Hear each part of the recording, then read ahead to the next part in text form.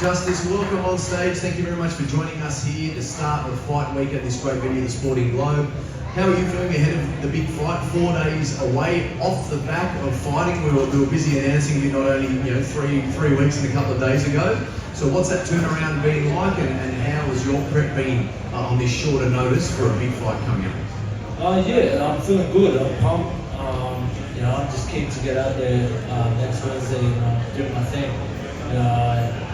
Had a fast turnaround, so it's just felt like a long training camp. So I'm keen to get in there and get the job done.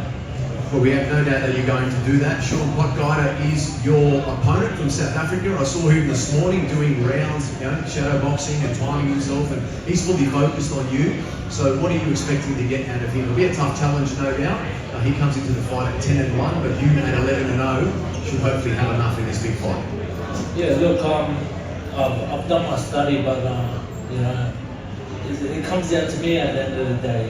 I've done all the hard work, and it's just been a strong mental grind in the gym. It's just been me versus me every day. So I've done all the work, and it's time to go out there and put it into action. Let's talk a little bit about your story so far. A wonderful amateur career, Justice. Talk about how you were going to take that into the Olympics and all of that sort of stuff, and then you moved into the heavyweights and you took the world by storm and continued to do that. So we'd just like to hear a little bit about that briefly, about what it was like growing up as that amateur and all the work that you're doing now into your pro career. Yeah, it's been a long journey, and I'm only just getting started really. So I started when I was 7 years old. Started boxing. Always been around the gym and stuff. Followed my older brother and watched my dad do combat sport as well. So I started when I was 7, and it's just been a roller coaster since then. Worked my way up the amateur ranks, won a world championship, and then went on to represent Australia again at senior world championships, and then I qualified for the Olympics, but had to withdraw from that due to an injury. And then pretty much my professional career took off from there. And now I'm sitting there 11-0 and looking to go into 12-0. We hope that you do that, and I think that you very much will. Is that a round of applause? Yeah, we can have a round of applause there. Absolutely. Thank you. Thank you for starting that, sir. We're looking at you now on auction in, mate. Love your work. Justice, tell us about some of those fights where you travelled over to Cancun.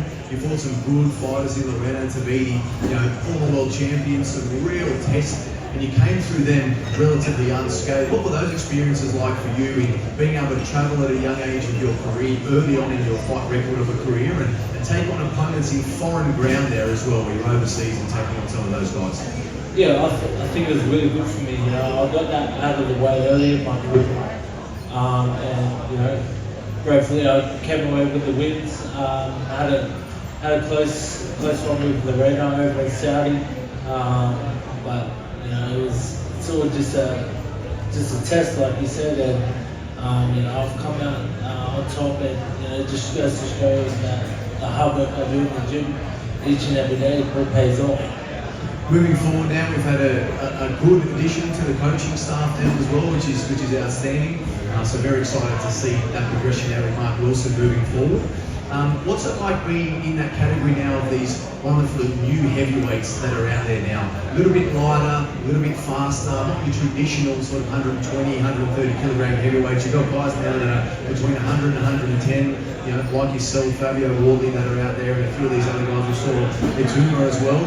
Boxed very impressively just before the New Year. So do you think that's something that's coming back into the mold now? Is that lighter heavyweight, that more mobile heavyweight, and something that suits your style as well?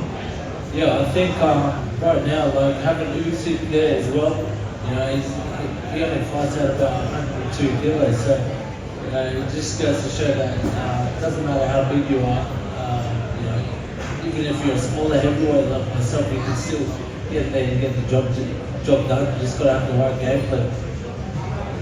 Talk about a little bit of changing style, perhaps for you. We've heard people in your team, promoters, talk about maybe moving back a little bit to that amateur style as we enter 2025 now, showing off that wonderful showcase of skills you've always had as an amateur. Can you let us in on too much of that, or will you just let the gloves do the talking and we'll see how you box starting off in 4 days' time?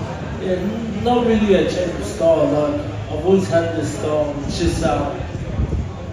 just going back to it. I think, and just making sure I do all the little 1%. Before there was a lot of chopping and changing.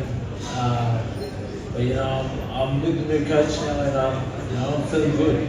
Feeling good and ready to go.